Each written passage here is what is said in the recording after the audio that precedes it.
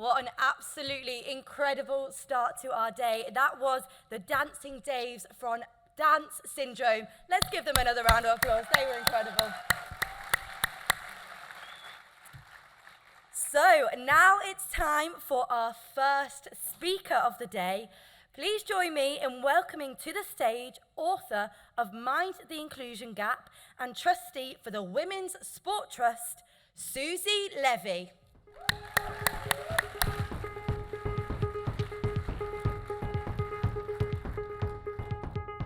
Morning, everyone.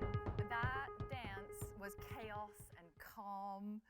It was planned and it was totally unstructured, and it was everything I needed to start my morning. I've decided that's going to be the new alarm on my phone. My name is Suzy Levy. I've got you for a limited time, but this morning we're talking about how you get people engaged, what you do to bring the people who didn't come to the conference. You already drank the Kool-Aid. You already believe in inclusion, or you wouldn't be here. So how do you activate all the individuals who could be allies, who could be agents of change? Jamie contacted me through Tess Howard, who many of you will have met yesterday around inclusive sportswear, because I just wrote a book about that. And I wrote the book, Mind the Inclusion Gap, because I found neighbors and friends, colleagues would look at me and say, Suzy, you're so brave talking about these things, racial inclusion, disability inclusion, mental health. And I remember thinking, it's not brave, it's goddamn essential. It's essential. We live in a world that is diverse beyond belief. It's endless. And inclusion is for us to figure out. But how can people be inclusive if they don't know what it is? I'm going to share 5 quick lessons that I learned on my path to inclusion that I hope will help you as you engage your friends, your allies, the leaders in your organizations, and other agents of change. The first lesson, out is not one moment in time. This might seem like a silly lesson, but I thought out was kind of the moment you told your parents, Mom, Dad, I'm gay, I'm lesbian, I'm bisexual, I'm transgender. That couldn't be further from the truth. Out is the moment. It's every moment in the future you choose to be yourself. It's the ability to assess a situation and go, am I going to be okay? Am I going to physically be okay? Am I going to be psychologically okay? Is this situation all right for me? And to understand that out is every moment in the future, you need to know that it's illegal to be gay in 80 countries in the world, punishable by death in 10. Last year, in the first 3 months of the year, there were 239 new laws in the United States of America put forward with anti-LGBT legislation. That number has tripled in the first quarter of this year. We live in a world where it's not safe to be yourself, so you have to choose, you have to decide, can I be me? So why is this important?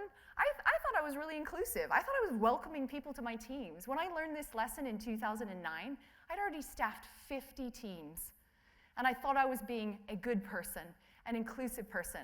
I'd never done a single thing to signal it was okay to be yourself, to shortcut that, to make it easier for someone to choose. Because until you choose to be yourself, you're editing. We're all editing. White men are editing. Individuals with a disability are editing. Women edit. In a man's world, absolutely. It's not men's fault, but this world we're in was created for men by men in a time when women were not valued. We're changing that. But you have to understand the amount of time and energy that it goes in. If you're not part of the power or the norm, if we're talking about editing to be closer to whiteness, to making my hair look a little less African, to taking my religion and hiding it because I don't want anyone to judge me for it. I don't want to lose a job. To changing my name because, let's face it, we call it name bias, but it's just racism. You are much less likely to be answered on a CV, brought to an interview, if your name doesn't sound white. In every country in the world, there are studies that prove this. I didn't realize that. Everybody's editing. So my friend Rob said to me, Suzy, well, yes, of course we're editing. Now, Rob's gay. And he's like, I've got this list of those who know and those who don't know. And it's not because I'm hiding that I'm gay, but it's not always relevant in the first moment. So I'm like, hi, I'm gay Rob. I'm like, ooh, too much information. It's a bit like, hi, I'm divorced Suzy, and you're like, oh, there she goes with her American self, right? Like, whoa, we're just getting to know you. So you're managing this list of who knows and who doesn't know, because you don't want it to be the first thing, but you don't want it to be the last thing either. And editing takes time and energy. And everyone is editing to a different extent. When you're teaching about inclusion, understand what it takes, the energy, the effort, the bits of you that you give away as you edit is really important. Which brings me to my third question. What do trusted relationships require? I'm not going to answer this, by the way, you are. What do trusted relationships require? Safety. What else? Honesty. What else? Communication. Respect. Anything else in a trusted relationship? Communication, honesty. Vulnerability.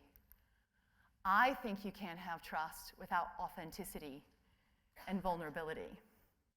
Now, if you were coached to get on in this world, my suggestion is you were probably coached on two things. You got to work hard, and you got to know somebody. Because the knowing somebody matters. Let's face it, knowing somebody matters. But what happens to the knowing somebody and the trust in a relationship if one party is coming to the table editing? Are they authentic? Can you edit and be authentic? Is it possible? It's possible, but it's not probable. The more you edit, the less likely you are seen to be authentic. The less likely you allow yourself into those vulnerable spaces. And when it comes to relationships, it's two-way.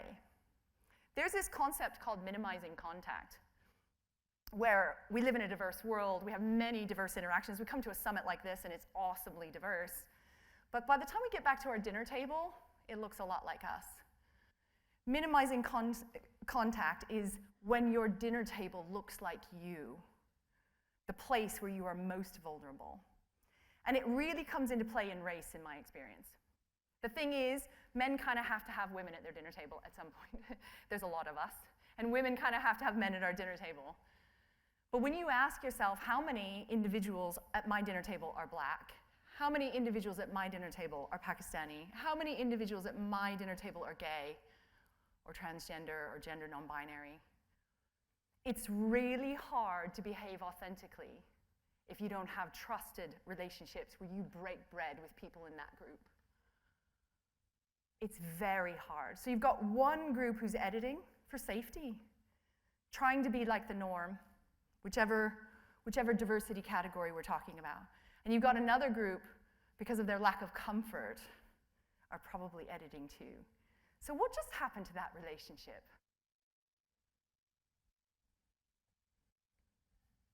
It's not as strong, it's not as meaningful, it's not as authentic, it's not as intimate as it could be. We make decisions about human beings based on relationships. We have to invest in and understand why inclusion and inclusion skills are fundamental to good relationships. That was my third lesson I learned. My fourth is, I don't see color as well-meaning, but way off. Now, whether we're talking I don't see color in the racial sense, like I don't see your beautiful brown skin, I don't see your ethnic heritage, your language, or I don't see your wheelchair, if we're talking about I don't see color in a disability sense. My friend Sophie's like, yeah, I don't need you to define me by my wheelchair, but I need you to see the 3 steps to the bathroom, because I'm not getting there on my own. What are we going to do about it? If you don't see color, can you see racism? If you don't see gayness, can you see homophobia or transphobia?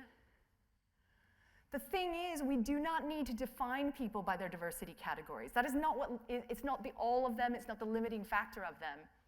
But we have to understand the beauty and the joy that comes with blackness, with ethnic heritage, with racial background, with your disability, and the challenge that comes with it. We need people to see it all. And these allies who aren't sure what to do, Many of them I meet are using this. I don't see color. Because what are they trying to say in that statement? What is I don't see color if we take it in its goodness? Some people would argue it's very lazy and it's not good.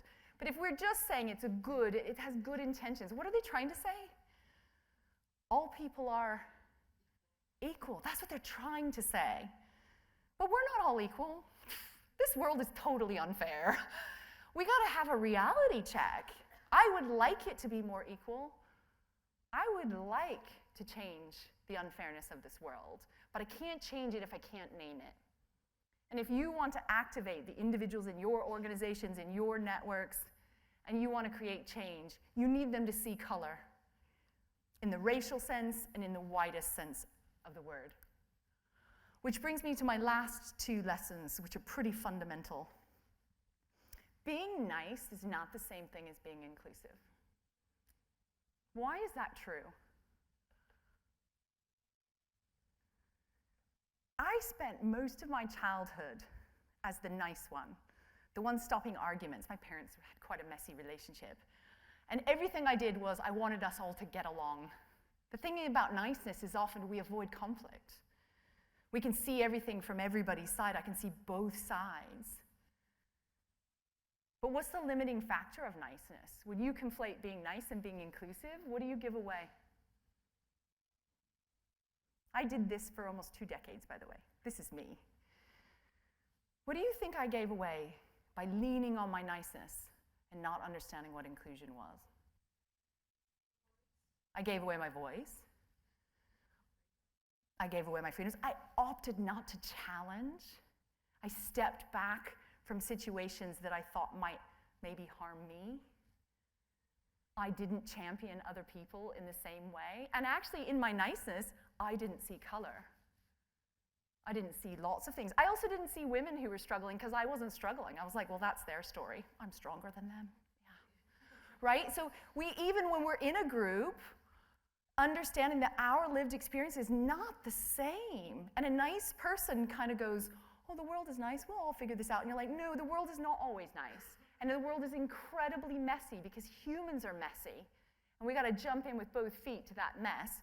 But if you want to help individuals in your organizations be active, you got to help them move beyond nice. So I had a client who kept telling me, Suzy, we're so nice, we're so nice. I'm like, you're so white.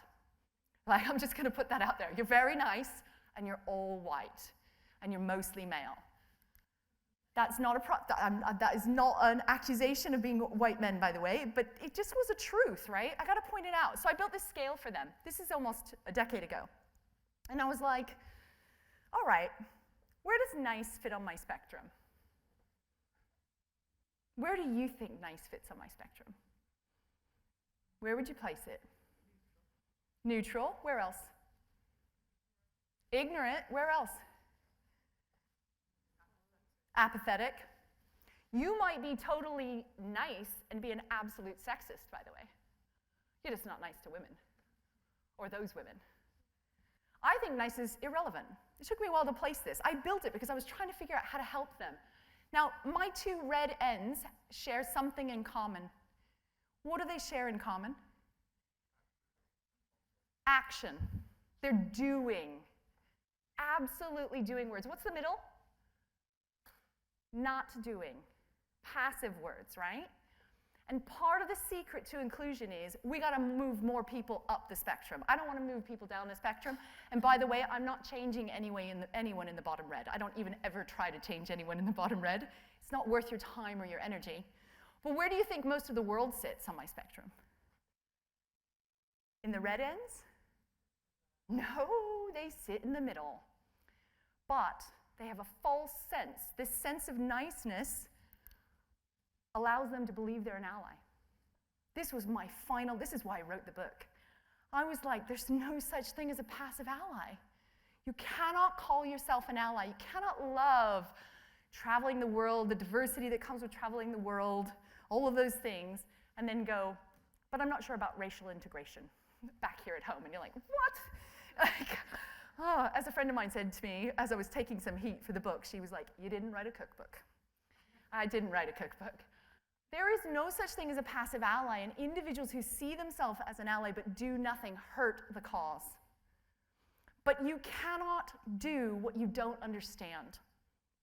So, I wrote this book. Feel free to buy it. Not because I want to sell you a book. In order to create the kind of change we need in the world, we need more people who have knowledge, really clear factual grounding. We need more people who hear the lived experience of others and understand it's not the same as their lived experience. And we need more people who take action. This book is a call to action. Stop being a passive non-ally and jump on board. I used this analogy last night. I was on BBC Radio Manchester with Stacey Copeland, another amazing athlete. And she was like, what's one thing you want people to take away? And I was like, well, Stace, if we were talking sport, I want more people on the pitch. Because right now, we got a lot of people standing at the sidelines going, it's not my bag. I'm going to let that fight happen over here. And so I encourage you, all of you who care, who give a damn, who are here, who you, as we say in America, you've drunk the Kool-Aid, bring a friend on the journey. Tell them, ask them, help them understand what you need, what others need, and move them beyond passive. Thanks for your time today, and I will be on the panel. I think Jamie's coming to introduce everyone else.